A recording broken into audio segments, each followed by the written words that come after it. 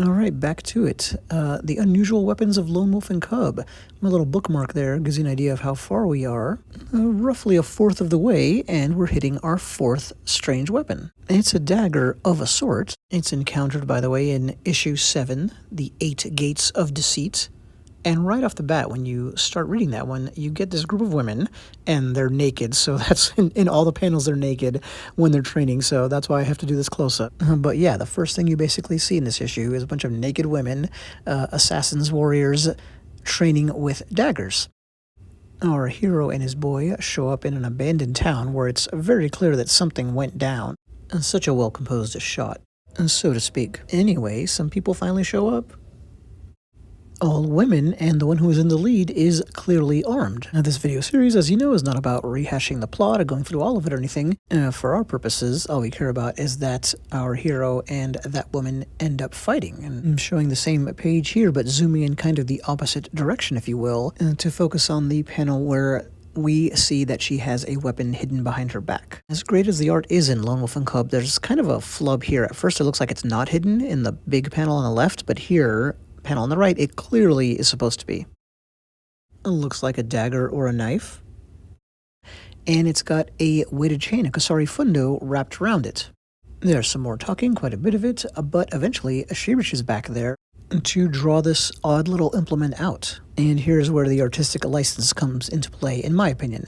You would not be able to discreetly unravel the chain around the handle so that you can grab it and pull it out without just making a racket and some obvious motions. In fact, that's putting it really mildly. I don't think there's a prayer you could do this here, what we're seeing, without alerting your target multiple times that something's about to happen. I think it'd be a very slow, clumsy, yes, and noisy operation. I don't know if these women formally count as ninjas, but that's pretty much what they are in the story.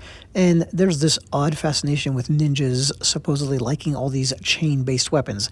Kind of doesn't make sense, because if you're being sneaky, I don't think you'd want a weapon that unavoidably makes noise and is difficult to get ready. It's not that you can't use them, you definitely can. And Japan, like I've mentioned, had a lot of fighting flails and flail hybrid type weapons. But they seem pretty poorly suited for discreet carry and ambush. Granted, we have the kind that are maybe hidden inside a shaft, like in our last episode. And of course, you can't just trust the first internet search you do, but it is telling that nothing like it, an authentic old example or anything even remotely like that, comes up when we search. In fact, a couple of other well-known weapon types do come up first. And the first really relevant thing that comes up for us is an obviously modern and kind of cheesy product like this. Does it look like the maker of this weapon is interested in historical accuracy? I would say no. And of course I did other searches, also just as importantly, like I don't remember ever reading about or seeing anything like this, but ancient Japan did have a dizzying array of weapons, like every combination conceivable, it seems. Basically, this idea has been around for a while. I remember that the manga, Lone Wolf and Cub, is from the early 70s, and there's an intellectual property called Ninja Assassin that features what we're looking at here. So I think that's the more recent pop culture instance of this tool. And in that show, I don't know if it was originally a manga, video game, I have no idea, but anyway, it's called a Kyoketsu Shoge, which is a much more well-known and still semi-mythical implement, and supposedly used by ninjas that we are looking at here. Anyway, let's get back to ours. Our femme fatale launches her attack, and I can tell you that what we're seeing here is definitely impossible.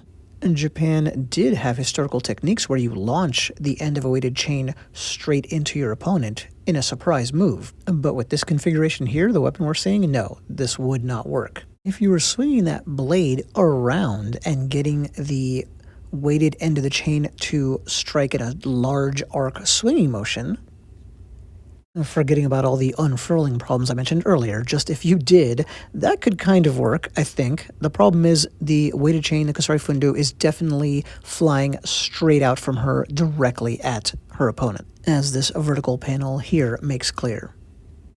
But regardless, she took her shot, and he dodged. This weapon, this, I think, pretend weapon, is a lot like the Kusarigama, which you might know I've been training with, where you basically have to take your shot at some point. You have to send that weight out towards your opponent, and if it doesn't go well, if it misses as it does here, then you really, really didn't get the result you were hoping for and have to move on to a backup plan. You were definitely hoping to hit or ensnare the enemy with that cast. I've been calling this thing a knife, but in this panel anyway, it looks more like a wakizashi.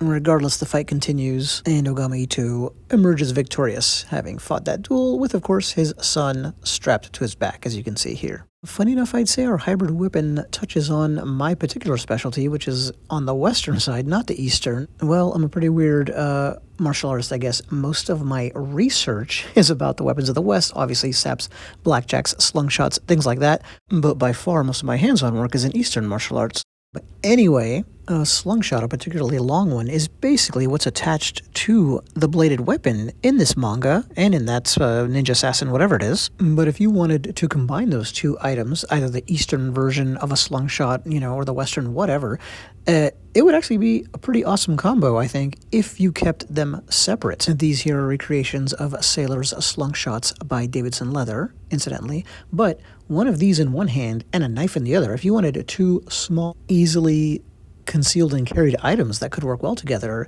that would do the trick. Your opponent's got to watch out for getting smacked upside the head at a decent distance. Of course, it could get struck elsewhere. It could also ensnare at certain lengths, like the two on the right.